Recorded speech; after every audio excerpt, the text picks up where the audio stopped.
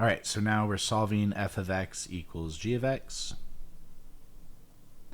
So that's where they intersect, so -1 and 2. Now we don't include our y value here because it's asking for x values, right? So what inputs make them equal? This is what inputs give me a bigger f function than a g function. So my f function is larger there, so for the f of x is greater than or equal to g of x, so far that's going to be -infinity, and then it intersects there at -1, bracket, so it's equal to, and then union, it doesn't change again until here, and so then that would be from 2 to infinity. And then where is f of x less than g of x? So my f of x is less than g of x between here, so that's going to be between -1 and +2. For this one, where do they intersect? Looks like they intersect here, so the f of x equals g of x. They intersect at -2 and +2. So where is my f of x greater than or equal to g of x? So my f of x is greater in this interval here, so that's going to be between -2 and +2. And then the third one, so my f of x is less than all the way here and all the way here, so that's going to be from -infinity to -2, union from -2 to infinity. And then for here, where do they equal? That's going to be at -2 and +2. Where is your f of x greater than or equal to g of x? So my f of x is greater here and here.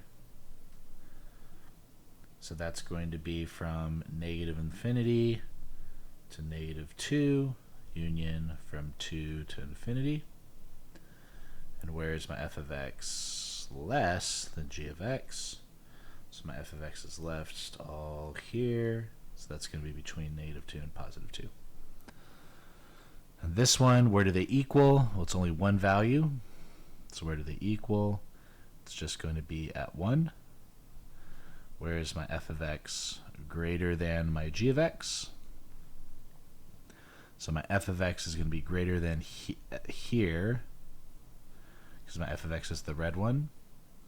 So that's going to be from 1 all the way to infinity. And then where is my g of x going to be less, where is my f of x going to be less than my g of x?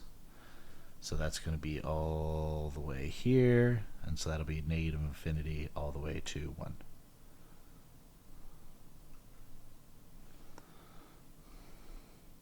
So simplify the difference quotient. So I'm just going to help remind you guys the way to set it up. So remember, we need to find f of x plus h. So that's going to be 3 over blank minus 7, and you plug in the x plus h. So that'll equal 3 over x plus h minus 7. So then you plug it into the formula. F of x plus h minus my f of x all over h. And the key is whatever you have to multiply the top and the bottom by the common denominator. You distribute and you'll see things reduce.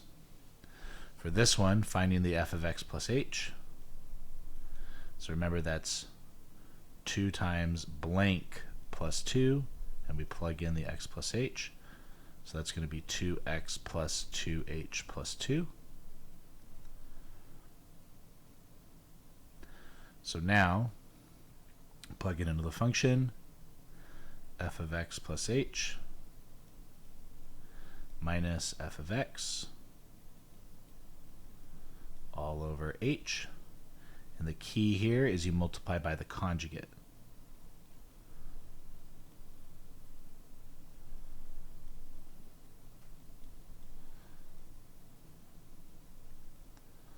And it's the same values, except you change the sign in the middle.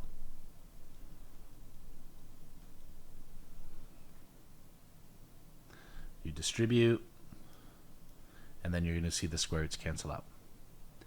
And for this one, it's just straight up x plus h squared, that's your f of x plus h, plus 2 times x plus h.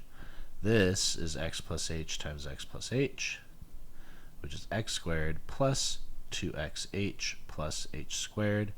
Distribute the 2, you get 2x plus 2h.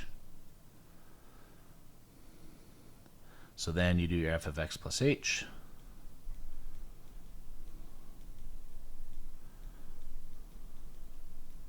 Minus my f of x all over h. And you're going to see the x squareds cancel out, and the 2x cancel out.